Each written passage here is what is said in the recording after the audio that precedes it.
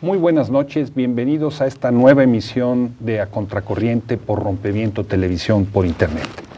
Soy Luis Hernández Navarro y hoy en la noche vamos a conversar sobre la guerra sucia en Guerrero.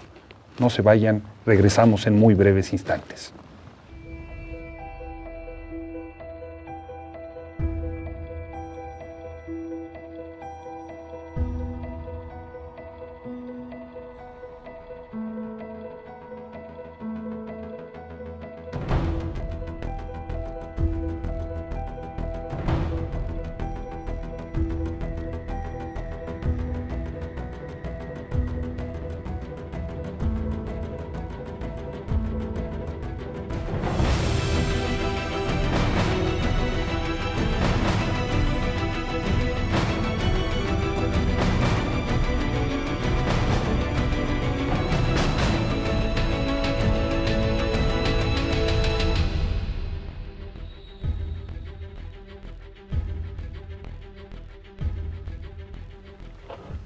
Estamos ya de vuelta en A Contracorriente, qué bueno que nos sintonizan hoy en la noche.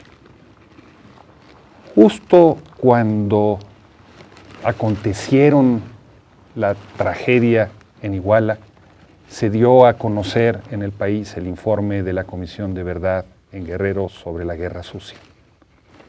Hoy estamos aquí para conversar nuevamente sobre este informe, sobre lo sucedido en los años de la guerra sucia en Guerrero, y para eso contamos con dos exintegrantes de la comisión. Está la abogada Pilar Noriega, que ha defendido a lo largo de muchísimos años a una gran cantidad de presos políticos en este país. Pilar, muchas gracias por estar aquí hoy en la noche. Gracias a ustedes por la invitación. Y está José Enrique González Ruiz, él también es abogado, es doctor en ciencia política, fue rector de la Universidad Autónoma de Guerrero cuando el proyecto de la Universidad Pueblo, y formó parte también de esta comisión de la verdad en Guerrero. Gracias, Luis. Gracias a ti, Enrique. Comencemos por el principio. ¿Qué es esta comisión de la verdad en Guerrero? ¿Por qué una comisión de la verdad en Guerrero? ¿Cómo se forma? ¿Quiénes la integran? Bueno, la Comisión de la Verdad del Estado de Guerrero tiene una historia de varios años atrás. Fue a partir de la iniciativa de un grupo de familiares y ex presos o sobrevivientes de desaparición forzada, que a partir del fracaso de los resultados de la Fiscalía Especial para los Movimientos Sociales y Políticos del pasado, trataron de impulsar una comisión de la verdad. Lo que yo sé es que pues desde el gobierno de Ceferino Torreblanca, trataron de impulsarla, no se pudo, siguieron luchando y bueno, fue a fines del 2011, que bueno, al menos en lo particular fue cuando me enteré. Un diputado, Faustino Soto, fue quien se comunicó conmigo, me dijo que me habían propuesto para ser una de las personas integrantes. Hubo un foro ahí en Acapulco, la ley se publicó. O sea, el Congreso local publica una legislación. El Congreso local publica la ley 932. Y bueno, no la publica porque el Congreso no la publica, sale la ley, tarda en publicarse, se publica en marzo y el 17 de abril tomamos protesta del cargo. ¿17 de abril de qué año? Perdón, de 2012 también.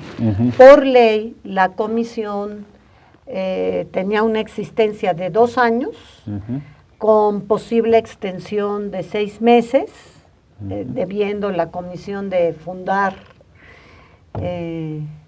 los motivos por los cuales consideraba que deberíamos extendernos. Lo hicimos. Pero bueno, desgraciadamente los últimos 6 meses no tuvimos presupuesto. Fue difícil, ¿no? Bueno, a Enrique le tocó cuando entró la Policía Federal al local de la Converdad en Acapulco, de los primeros meses. Pero bueno, entonces, para ubicarnos, terminamos. Tú hablabas hace un momento de Ceferino Torreblanca, un empresario que fue presidente municipal de Acapulco, al que el Partido de la Revolución Democrática hizo gobernador en el estado, ¿no?, durante 6 años. Ustedes dicen, con él no pudo avanzar esa nueva legislación. Sin embargo, con un nuevo gobierno, también formalmente del PRD, donde está Ángel Aguirre, con una mayoría perredista en el Congreso, desde el Congreso se vuelve a lanzar esta iniciativa y en la iniciativa se decide formar esta comisión. Sí, se trata de un instrumento que nosotros consideramos que es de justicia transicional. ¿Qué quiere decir justicia transicional? Quiere decir que hay periodos de la historia en los que se establecen condiciones para poner fin a una circunstancia social y abrir otra. En Guerrero se abrió esa posibilidad cuando hubo cambio en la titularidad de la gubernatura del estado. Siempre estuvo en manos del PRI. Guerrero fue gobernado décadas por el PRI. Cuando cambia de partido el gobernador, se pensó que había llegado el momento para acciones como esta de la justicia transicional y se propuso la creación de la comisión en el sexenio de Ceferino Torreblanca. Por razones que sería difícil ahora mencionar exhaustivamente, no hubo condiciones para que se hiciera y fue hasta que Ángel Aguirre llegó a la gubernatura. La integramos Pilar Noriega, Hilda Navarrete, una luchadora de la Costa Chica, de la Costa Grande de Guerrero, de Coyuca de Benítez, Nicomedes Fuentes, un compañero que había participado en la lucha armada, el exrector de la Universidad Autónoma de Guerrero, Arquímedes Morales Carranza, y tu servidor, Enrique González Ruiz. Ustedes fueron los que la integraron. A propuesta de la sociedad. El Congreso nos formalizó y nos dio el nombramiento, pero nosotros veníamos de propuestas de abajo, de la gente, de familiares de víctimas. De otro modo no hubiéramos aceptado, creo que ninguno de nosotros. Una pregunta, ¿por qué una comisión de la verdad, por ejemplo, y no una fiscalía? ¿Qué diferencia encuentran ustedes entre una y otra? Ya había habido una fiscalía y no había funcionado. El gobierno de Vicente Una Fox fiscalía federal. creó una fiscalía para movimientos sociales y políticos del pasado y funcionó en Guerrero. Esa fiscalía realizó actividades durante varios años y el sentir general de la población es que sus resultados fueron insuficientes, no dejaron contento a nadie y precisamente la razón fue que era una fiscalía que venía de arriba. Y nosotros pensamos que los organismos investigadores de fenómenos como la guerra sucia en derecho en Guerrero deben venir de abajo. Pero jugando el papel de abogado del diablo, Sí. una fiscalía formalmente tiene dientes, o sea, está en la posibilidad de emprender acciones legales en contra de quienes resulten responsables de delitos. En cambio, una comisión de la verdad lo que hace es recuperar la memoria, documentar lo que ha existido, y de ahí no se desprenden necesariamente acciones legales. La justicia.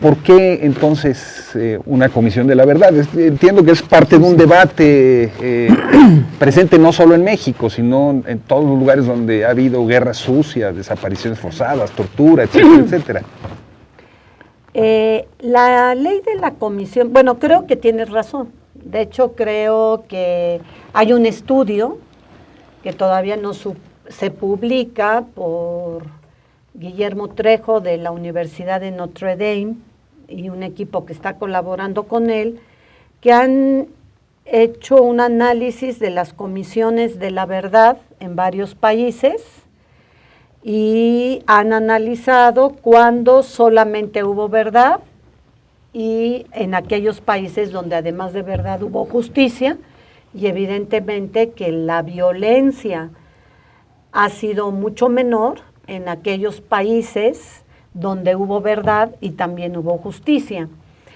En este caso, de acuerdo con la ley, pues nosotros dábamos parte a las autoridades y las autoridades son las que tienen que investigar. Por las circunstancias, y bueno, lo que nosotros consideramos además es que ya hay abiertos todavía algunos expedientes en la Coordinación General de Investigación de la Subprocuraduría especializada en delitos federales, que fue la que retomó los casos de la Fiscalía. Pues ellos son los que tienen que, más que nada, creo yo, que ser coherentes y llevar a cabo la integración para llevar a la justicia a los que todavía que vivan y sean personas probables responsables. O sea, la comisión busca recuperar la memoria, establecer la verdad. En aquellos casos también que haya una reparación del daño. Lo cierto es que los familiares y las víctimas, sobre todo las víctimas de desaparición forzada, pues quieren que se señale dónde están los familiares, las personas desaparecidas. Hay elementos por los documentos oficiales que el Estado sabe a quienes se detuvieron, no fueron detenciones, así que llegan a una ciudad o una población, una ranchería y no saben qué pasó. Hay nombres y apellidos de todas las personas desaparecidas, porque había nombres y apellidos de todas las personas que llevaban a los cuarteles y a las cárceles clandestinas, algunos con la policía, los menos. Hay datos de que después de la policía pasan al cuartel y por lo tanto se tiene que señalar, el Estado está obligado a señalar cuál fue el destino final y la reparación del daño, que es uno de los puntos que el Comité contra la Desaparición Forzada de la ONU acaba de señalar. Se tiene que reparar el daño a todas las personas que fueron víctimas, independientemente de que hayan sido no reconocidos por la Comisión Nacional de Derechos Humanos en la recomendación que emitió en su momento. Bueno, la comisión tiene como mandato, entiendo, trabajar el espacio identificado como la guerra sucia. ¿Cómo explicarían ustedes qué es esa guerra sucia? ¿De qué fecha, en qué consiste así a grandes rasgos? Primero, ¿por qué confiamos en los instrumentos como la Comisión de la Verdad? Adelante. Yo pienso que, sin ninguna duda, hay hechos que solo una Comisión de la Verdad investigará. Por ejemplo, toda la guerra de Calderón contra supuestamente la delincuencia organizada, nunca la va a investigar el Estado. De modo que cuando aparece un instrumento de la sociedad formalizado por el Estado, como es la Comisión de la Verdad, hay una situación muy compleja porque la existencia de una Comisión de la Verdad deja en claro que la justicia ordinaria no ha funcionado. Si hubiera funcionado el Ministerio Público, los juzgados, y las policías hubieran detenido a los responsables de la guerra sucia, no habría necesidad de comisiones de la verdad. Por eso es complejo el tema. O sea, una comisión de la verdad es en este caso un instrumento en la sociedad formalizada en las instancias estatales, sí, que evidencia la ausencia de justicia de los Exacto. elementos. ¿Qué les parece si vamos a una pequeña pausa? Y al regresar les vuelvo a hacer la pregunta de la guerra sucia, pero seguimos mientras tanto conversando sobre este asunto tan importante del mandato de la Comisión de la Verdad. Amigos, los invitamos a que continúen con nosotros en este programa sobre memoria, verdad y justicia en Guerrero. No se vayan.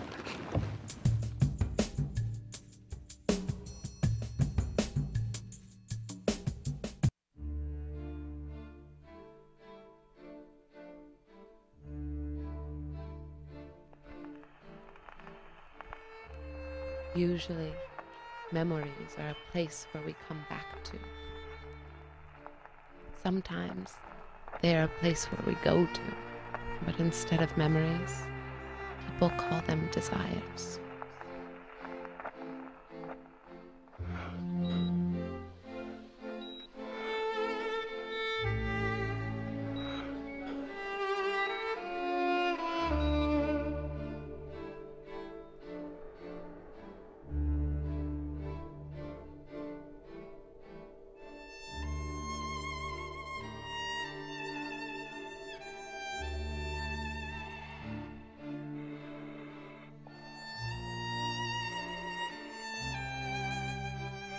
The Hummingbird spaceship will fly me to the moon. It's funny, I always think about Yulia as a hummingbird, but I never told Andrei. Stas doesn't know, but I heard this story once. It was about this breed of South American hummingbirds. The males courted the female in twos, and the refused bird flew toward the sun until he died exhausted. A story is never complete without the empty spaces between images. Stas and Andrei are those empty spaces of my stories. Chalika, over. Chalika, can you hear me? Over. Chalika, I don't know if you can hear me, but I think something might be broken. I'm approaching the far side of the moon. Over. Well, I hope you can fix it soon. See you on the other side.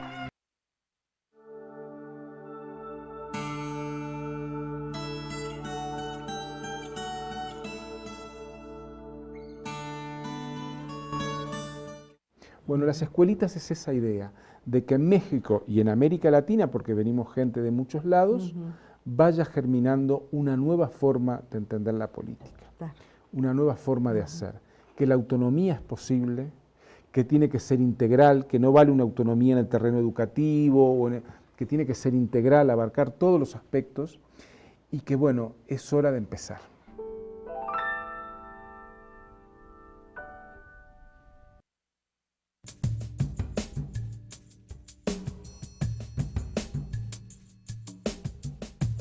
Estamos de vuelta conversando sobre la guerra sucia en Guerrero con Pilar Noriega, con Enrique González Ruiz.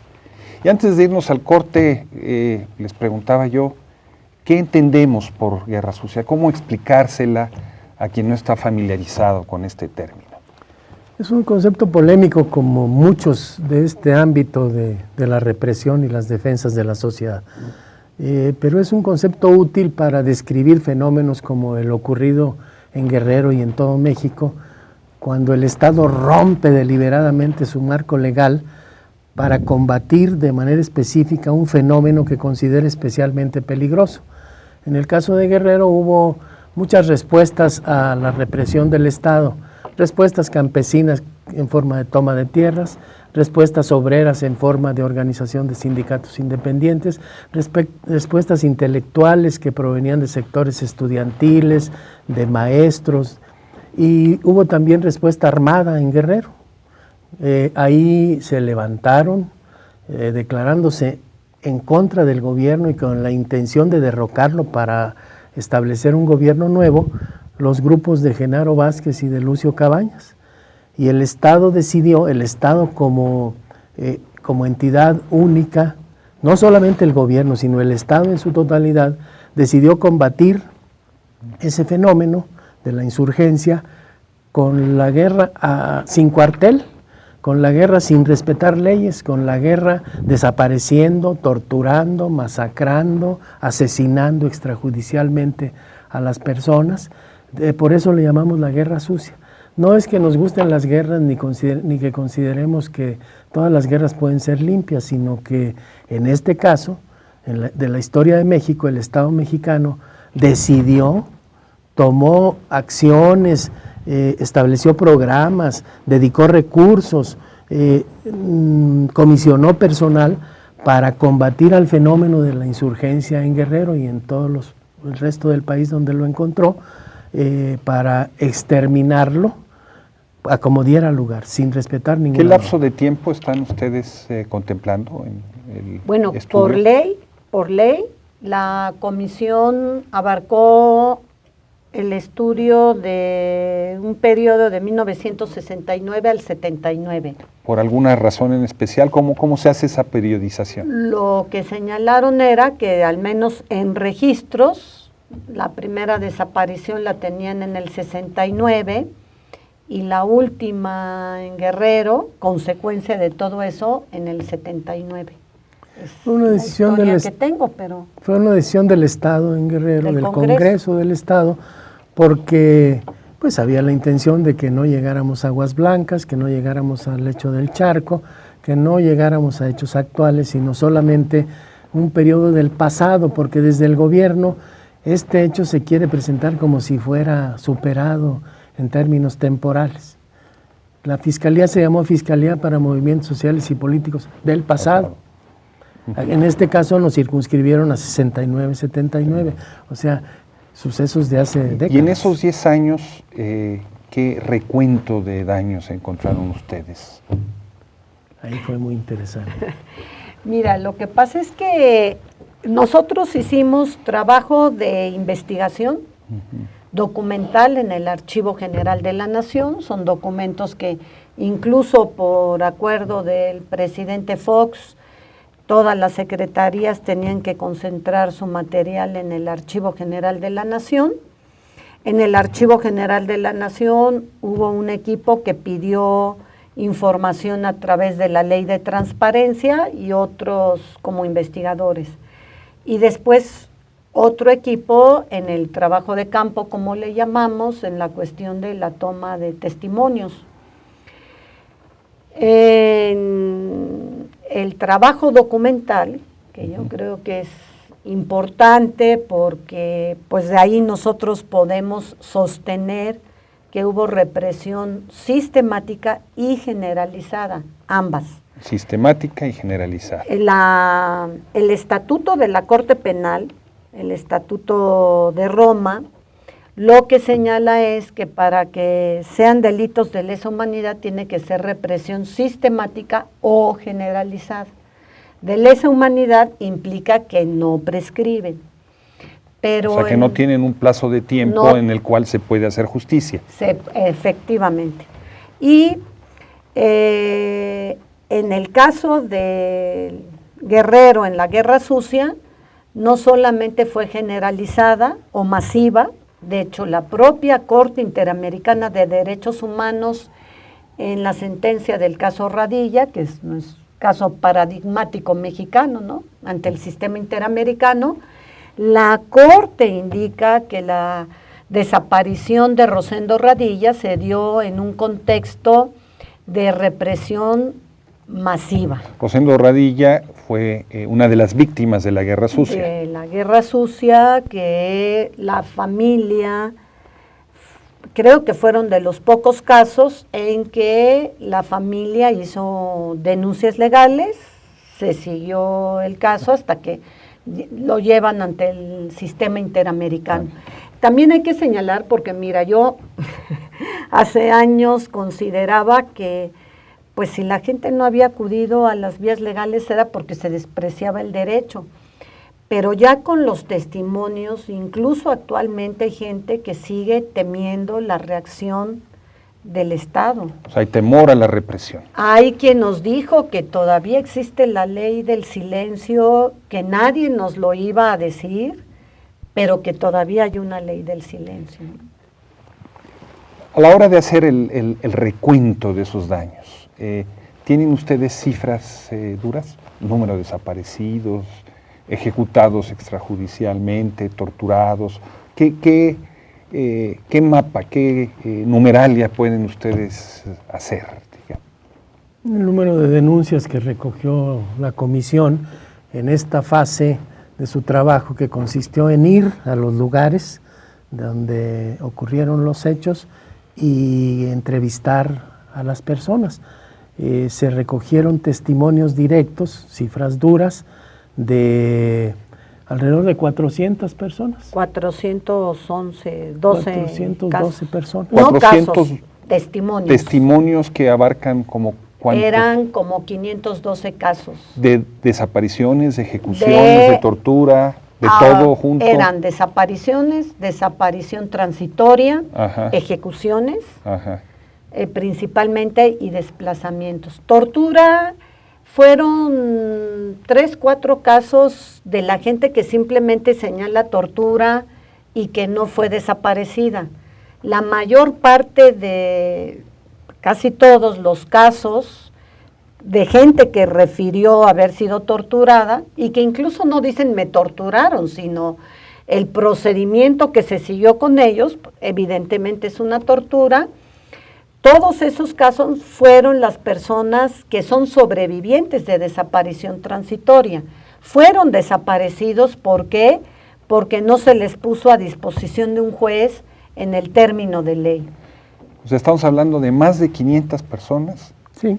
Ahora, Y que fueron desaparecidas. de casos que tenemos. Y que se presentaron como denuncias. Que se presentaron Porque ustedes con hablaban nosotros. hace un momento de esa ley del silencio que Claro. lleva a gente Claro. todavía a temer. Y que se las entregamos al Ministerio Público. Hicimos todos los no, a expedientes, la Comisión Ejecutiva. se las entregamos al gobierno, bueno, a las autoridades del Estado de Guerrero para que proceda legalmente, porque tú dijiste al principio que nosotros no tenemos facultades para seguir acciones legales en contra de los presuntos responsables, pero ellos sí tienen facultades y de ahora tienen los expedientes, que para nosotros son pruebas muy valiosas, porque nosotros tuvimos fe pública. Como nos creó el Congreso del Estado y nos nombró el Congreso del Estado, nosotros teníamos fe pública al momento de tomar las declaraciones, así que son pruebas y deben usarlas, forma parte de nuestra tarea actual ya como ciudadanos y ciudadanas para presionar al gobierno a que siga adelante con Entonces, esta estamos hablando de 500 viudas, madres a las que desaparecieron a sus hijos, hijos que no conocieron a sus padres. O personas que sufrieron, o son personas. más, porque no son los testimonios que nosotros tomamos, pero en el informe se señala que sabemos de casos que ya han denunciado ante las autoridades, pero no nos dieron testimonio. Todos víctimas del ejército, de las policías, del gobierno como tal. Sí, señor. Todos ellos víctimas son, digamos, alrededor de 500 núcleos familiares, con todo lo que esto significa, que fueron afectados por el fenómeno de la guerra sucia. Y la guerra sucia consiguió en acciones planeadas, decididas, financiadas, ejecutadas por cuerpos oficiales de poder, por el ejército. Las policías casi eran auxiliares, digamos, secundarios, porque el ejército era el que llevaba la batuta sin ninguna duda.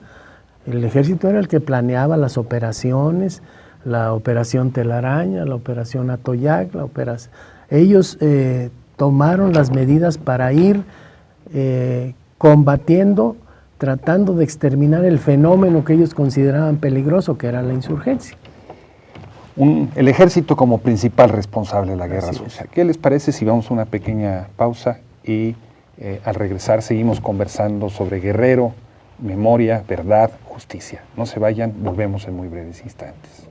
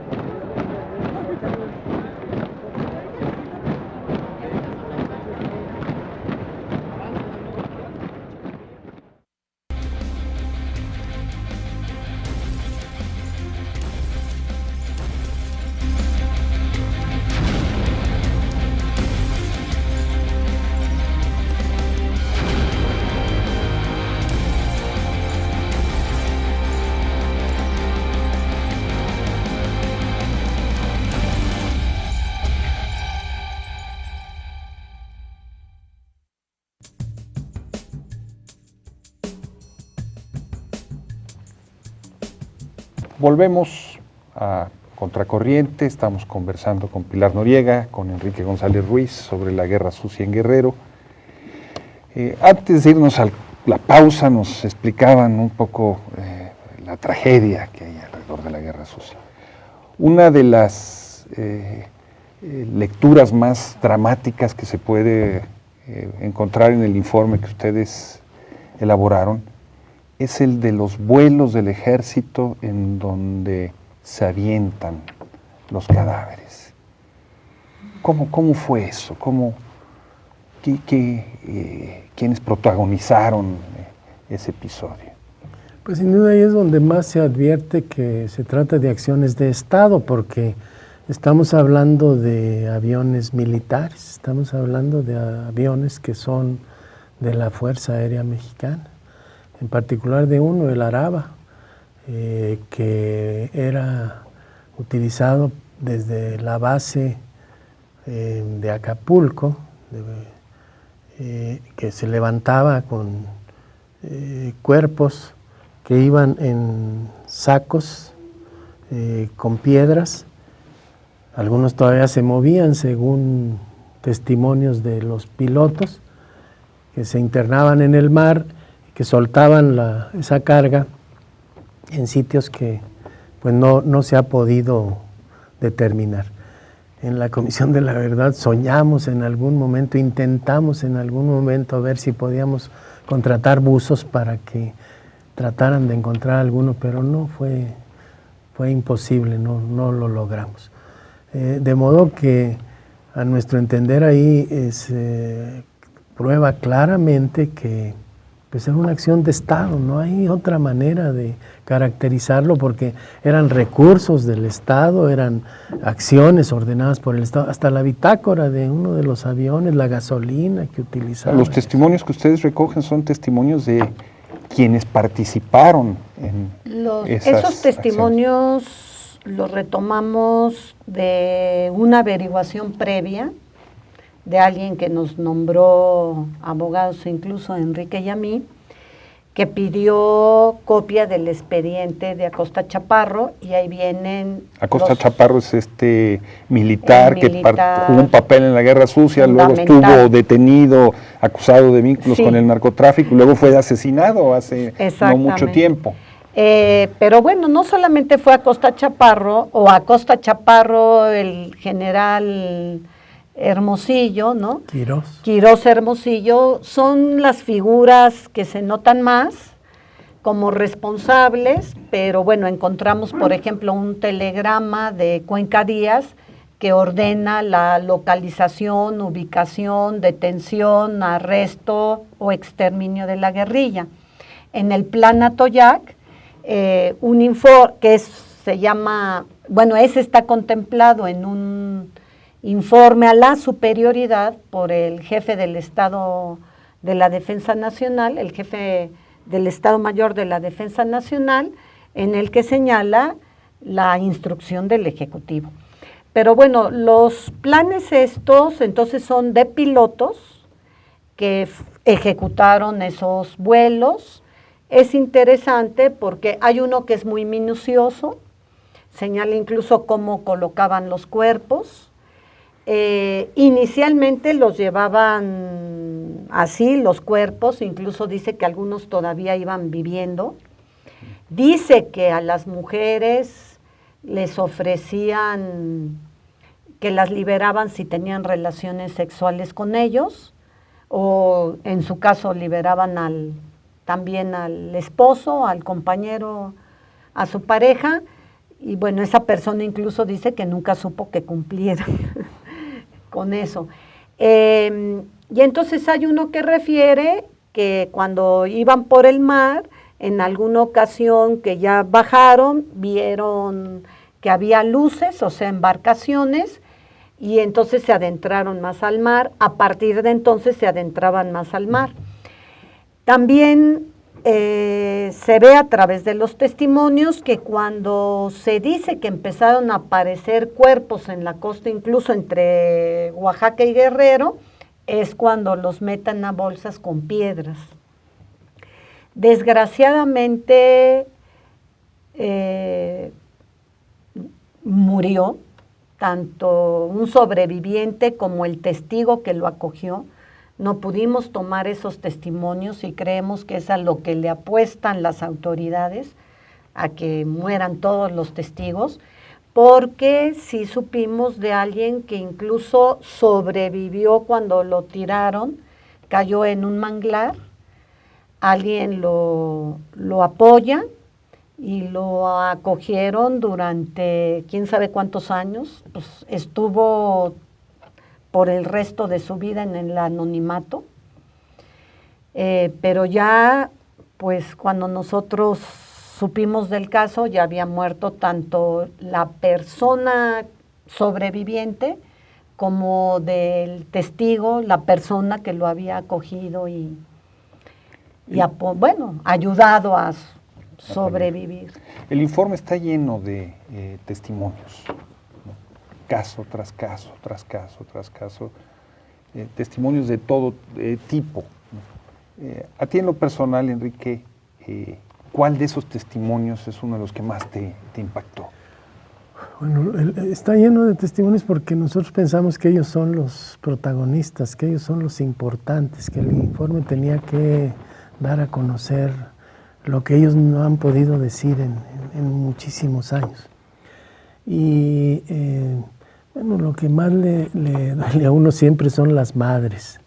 Lo que más nos simbra es que a 30 o 40 años de los hechos, cuando te están comentando las cosas y ven, se oye algún ruido o ven que algo se mueve por allá, la madre todavía se asoma para ver si es su hijo que regresa. O sea, es una cosa muy estremecedora, ¿no? Esa es la parte más difícil y más dura. O sea, 40 años después, ¿sí? Hay madres que siguen esperando, sí, señor, la presentación, la aparición con vida de, sí, señor, de sus hijos. Cuando estudiamos el fenómeno ya más teóricamente y nos dicen que hay un tema que se llama duelo, entre los seres humanos hay un tema que se llama duelo, que quiere decir el derecho a llorar a los que se van, el derecho a rezarles, los creyentes, llevarles una veladora, una flor, algún recuerdo.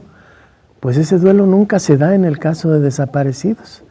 Y entonces mantienen el duelo abierto, el duelo pendiente, nunca se termina de cerrar el círculo porque pues tienen la esperanza de que ojalá no sea cierto que murió y ojalá y un día regrese. El dolor no se resuelve. No se resuelve. Y a ti, Pilar, de todos esos testimonios, son una barbaridad, ¿cuál te conmovió especialmente? Pues mira, uno sobre alguien que además no lo tomé yo, pero bueno, la persona que nos da el testimonio relata de dos familiares suyos, era un tío, un sobrino, y al muchacho, que era muy joven, el tío le dijo, porque juntan, eso era muy común, que juntaban a los hombres del pueblo y se los llevaban. El ejército, y entonces el tío le dice que se quede, de hecho el ejército lo dejaba, pero el muchacho no quiso porque le dijo que su mamá le había dicho que lo tenía que cuidar y que tenía que regresar con él. No quería regresar. Pero bueno, creo que también está, por ejemplo, el caso de Teresa Estrada, ese como abogada, ¿no? Porque Teresa Estrada Ramírez desaparece en Lecumberri. O sea, ya estaba. Ella fue a visitar, detenida. Ella fue siquiera a visitar a un preso político, no me acuerdo quién, y no salió de Lecumberri. De hecho, encontramos la documental, vamos, el informe de la Dirección Federal de Seguridad o de Políticas y Sociales, no me acuerdo, de uno de los dos, en los que se señala cómo se la detuvo, que la vieron nerviosa, lo que sea, la detuvieron. Pero a esa está demostrado entonces que la detuvieron ahí en Lecumberri, pero ella nunca salió, porque alguien, que además era su pareja, la estaba esperando y ella nunca salió de Lecumberri. En esta historia de horrores que ustedes han documentado y que nos están compartiendo aquí, hay un horror adicional, que es el de que muchos de esos desaparecidos son personas sin nombre, sin rostro, anónimos, conocidos en su entorno familiar, pero desconocidos para todos los demás, cifras en el mejor de los casos. Y probablemente sin participación política. Es decir, la represión fue muy fuerte porque se dirigía contra un fenómeno duro para el Estado, que es la insurgencia. Pero las víctimas no todas eran insurgentes. No hay que pensar que solamente a esas personas las seguían y las hacían víctimas. No, pegaban como se pudiera. Si era el hermano que iba a visitar a algún preso, si era el amigo que agarraban parejo. O sea, la represión luego es ciega, no distingue. Y los represores pegan como con escopeta, tiran muchas balas al mismo tiempo, y si uno de los que cayeron era guerrillero, ya ganaron. Y todas las demás les llamarían ahora con esa expresión monstruosa que dice que son víctimas colaterales, ¿no? Que debía desaparecer de la terminología, porque no tienen nada de colateral, son víctimas igual que cualquiera otra. Bajas colaterales. ¿Qué les parece si vamos a una pequeña pausa y breves instantes regresamos para nuestro último tramo? Los invitamos a que continúen con nosotros aquí en A Contracorriente.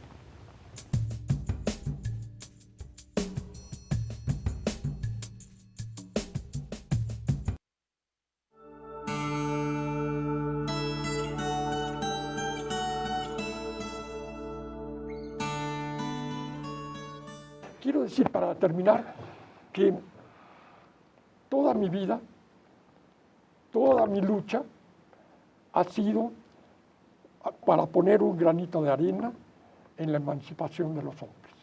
En este lugar, en nuestro querido México, tan devastado y tan lleno de traidores a la patria como los que existen en este momento.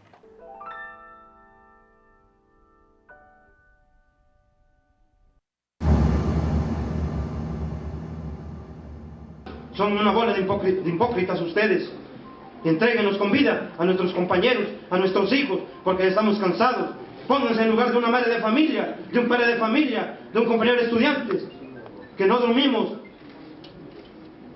Estamos cansados de la mentira de ustedes, no estamos cansados de andarlos buscando. Les exigimos a los senadores, a cada uno de ellos, que ya basta de tanta mentira. Ellos saben bien lo que era Aguirre, lo que era Abarca. Sabían bien la matanza que hicieron en Aguas Blancas y en Acapulco. Entonces nosotros ya no queremos que jueguen con nosotros los sentimientos. Sabemos que estamos enfrente de ustedes cuando son el mismo gobierno y bola de corruptos. Es lo que son. Y queremos una respuesta ya.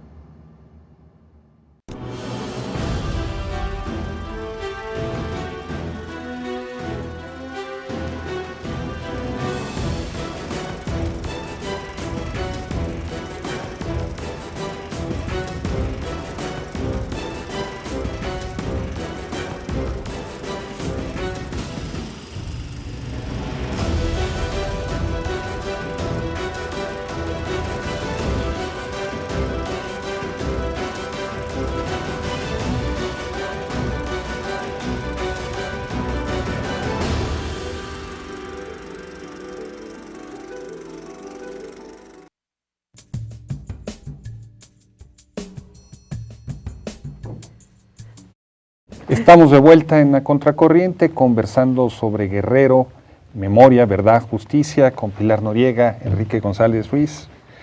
Nos acaban de dar unos testimonios dramáticos, aterradores, muchísimos más, me imagino. ¿Qué continuidad o qué ruptura ven ustedes entre eso que pasó en esa década que investigaron y lo que vivimos hoy? ¿Ven alguna relación, por ejemplo, con la desaparición de los 43 normalistas de Ayotzinapa? con el asesinato de Víctor Hernández Cardón en Iguala o la desaparición de los ecologistas allí en la Costa Grande. ¿Ven, hay vínculo? ¿Cómo lo ven ustedes? Lo mismo. Lo Es mismo. una continuidad, es que hubo impunidad, no se sancionaron esos hechos de los que estamos hablando, no se sancionaron habiendo pruebas. Ellos dejaron rastros, no hay crimen perfecto, estamos convencidos de eso, dejaron rastros. En el Archivo General de la Nación mismo, nosotros encontramos constancias y se las entregamos a las autoridades de Guerrero, por eso el trabajo de la Comisión de la Verdad nos ha dejado contentos. Hay pruebas de que se cometieron ilícitos muy graves, se cometieron crímenes de lesa humanidad y como no hubo castigo, los repitieron en Iguala. En Iguala está el caso dolorosísimo de los 43 muchachos desaparecidos, que para nosotros tienen una clarísima relación con el tema de la guerra sucia. Por eso, aunque nos circunscribieron o nos limitaron al periodo 69-79 del siglo XX, decidimos aceptar la responsabilidad. Creíamos que había cosas importantes que decir, descubrimientos que había que develar, cosas que había que poner en el orden del día, y por fortuna están ahora jugando su papel en la investigación de Ayotzinapa. Pilar, ¿tú también ves continuidad, por ejemplo, en las desapariciones de supuesto. Ayotzinapa con lo que está viviendo? Es una cultura en el Estado, en las autoridades, de impunidad, de arbitrariedad, de la completa irresponsabilidad y no justicia, que además se está reflejando en esta respuesta que el Estado mexicano, y la verdad creo que a muchos nos ha sorprendido, la respuesta del Estado mexicano ante las observaciones del Comité de las Naciones Unidas contra la Desaparición Forzada. La impunidad permanece, nunca hubo justicia, y se crea una cultura en la que el gobernador, al menos en Estado, que en Guerrero, que es lo que nosotros conocimos, pues era como el señor feudal, hacían y deshacían. De hecho, encontramos un oficio de la Dirección Federal de Seguridad que señala que se crea un grupo de represión formado por exmiembros, así dice, del Grupo Sangre, exmilitares, que... o sea, un grupo paramilitar. Formado para vengar, y así lo dice, está en el informe, está la cita, las afrentas al gobernador, incluso narcotraficantes, que nos... El gobernador, estamos hablando de Rubén Figueroa. Ya era, me parece, la época, sí, de Rubén Figueroa, estaba al frente del capitán Barquín, es lo que dice el informe, y que los que señala, dice que la mayor parte de los detenidos eran desaparecidos. Lo están diciendo en aquella época, y lo importante es que es ahí claro, no es que fueran guerrilleros, no, las afrentas al gobernador. Pues entonces, ¿qué cultura es esa? Y bueno, esto se reproduce tal vez en otros estados, o lo que está sucediendo en el país, en el que vivimos la impunidad y la falta de justicia total, y que se tiene que recuperar. Pero estamos hablando de un grupo dentro del mismo ejército, pero paralelo. Se forma una especie de grupo paramilitar. Por eso hablábamos de guerra sucia, porque rompen deliberadamente sus propias normas, su propio marco legal, y crean organismos por fuera, pero parte de ellos mismos, financiados, sostenidos, apoyados desde la estructura del Estado. Ese es el gran problema. Y bueno, ¿por qué se trató de manejar que los muchachos de Ayotzinapa, si tienen o no que ver con estos cuerpos, el narcotráfico, ¿no? Pues se reproduce lo mismo, exactamente lo mismo que se vivió en aquella época. O sea, tratar de asociarlos a estos jóvenes con la delincuencia también se hizo durante la Guerra Sucia. Se encontró también un informe en el que incluso lo que señalan es que empezaron a aparecer cuerpos mutilados, quemados, torturados, y que se especulaba en la sociedad que si pertenecerían al AMPI serían venganzas. Y el mismo informe dice, discretamente se llegó a conocer que eran personas relacionadas con Lucio Cabañas. Entonces estamos viviendo exactamente la misma situación que, como no fue controlada en aquella época, pues permanece hasta el presente. O sea, la impunidad es la garantía de que los crímenes se van a seguir produciendo en el futuro. La arbitrariedad. Les decían gavilleros en aquel tiempo. Gavilleros, sí. Porque estaban en gavillas y robaban ganados. Exacto. Les decían gavilleros, ahora le dicen delincuencia organizada. Los rojos decían. Es que los confundieron con los rojos, a los estudiantes. En aquel tiempo les decían gavilleros. Es el fenómeno similar, es el mismo, pues la forma de estigmatizarlos. Es una forma de estigmatizarlos y de colocarlos en una posición de pasibles víctimas de represión. De manera justificada. De manera justificada, porque ellos andaban haciendo el bien, andaban.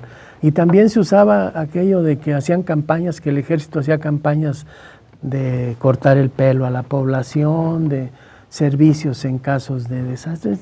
Su cruzada contra el hambre 2. Su cruzada contra el hambre en aquel Bueno, exacto. Yo no diría que es justificado, porque así sea el mayor de los delincuentes, no se le puede desaparecer ni torturar. Así es. Claro. Y pues, por eso es lo que sucede, como sucede. ¿Qué impacto ha tenido el informe que ustedes entregaron? Es que Ayotzinapa igual la sepultó prácticamente todo. Si echó atrás las reformas de Peña Nieto, que no vaya a opacar nuestro informe. Tenemos conciencia de que salimos en un momento en el que pues todo se llenó de tema de Iguala, ¿no? Y las recomendaciones que nosotros hicimos, ni siquiera las más elementales se han cumplido. Por ejemplo, el gobierno del Estado tiene la obligación de publicar nuestro informe, lo dice la ley, y no lo ha hecho. Quien quiera tener acceso al informe, ¿cómo le hace? Bueno, mira, pasa una cosa, el Congreso encontré que publicó, está ahí, buscas informe de la Comisión de la Verdad del Estado de Guerrero, y lo publican. Bueno, no se ha impreso. No está impreso. No está impreso, pero está en internet. Pero mira, en una revista de Argentina entrevistaron a Enrique, a Nicomedes Fuentes lo entrevistaron para la radio de Argentina, de Brasil. Hubo un reportaje en El País que hace un enlace al informe. Bueno, pues en la jornada salieron varios días comentarios sobre el informe.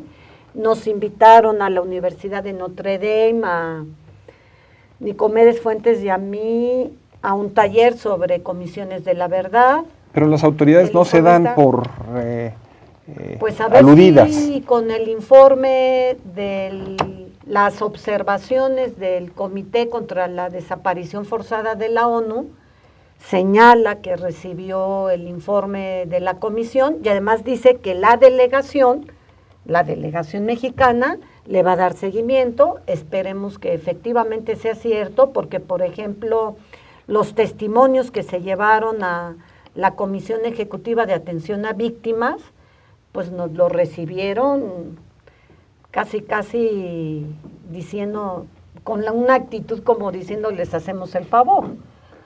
De por sí trabajamos con un bajo perfil. La verdad es que los 30 meses que estuvimos trabajando en Guerrero y en el Archivo General de la Nación, buscamos no ser muy protagónicos, porque las cosas no están muy tranquilas en el país. Recorrer aquella zona en Guerrero, en las camionetitas que decían ahí Comisión de la Verdad, ir nosotros así como estamos, pues no era tan sencillo, ¿no? O sea, ustedes ven una situación de inseguridad y de riesgo. De riesgo, por supuesto. Pero a fin de cuentas nunca convertimos ese en nuestro tema. Nuestro tema es encontrar la verdad y decirla. Y vamos a luchar porque el informe se cumpla. Memoria, verdad, justicia. Oye, de esos tres cuerpos, encontraron 2 cuerpos. G1, G2, ya hay uno plenamente identificado genéticamente, falta G2, estamos en eso, y si lo llegamos a 2 cuerpos de identificar, desaparecidos. de 2 guerrilleros. De esta triada, en un minuto, memoria, verdad, justicia, ¿qué alcanzó esta comisión? Memoria y verdad. ¿Tú estás de acuerdo? Sí. O Pues sea, sí. las familias de las víctimas se sienten identificados con este informe.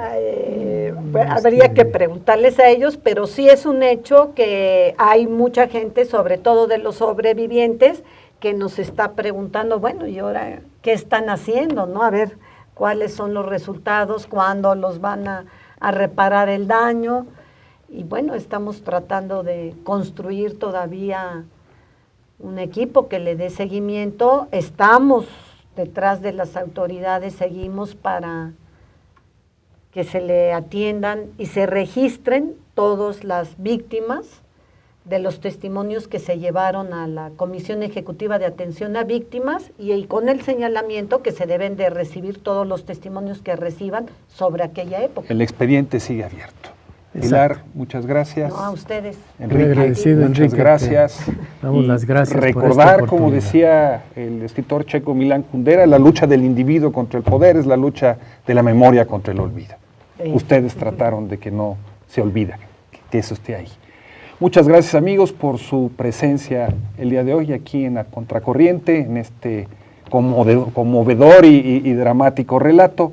Y los esperamos la semana que viene, a la misma hora, aquí por Rompeviento. Y ya saben, a continuación, no se despeguen, sigue Lo que Rompeviento se llevó con la esclarecida conducción de Jesús Taylor. Nos vemos la semana que pasa.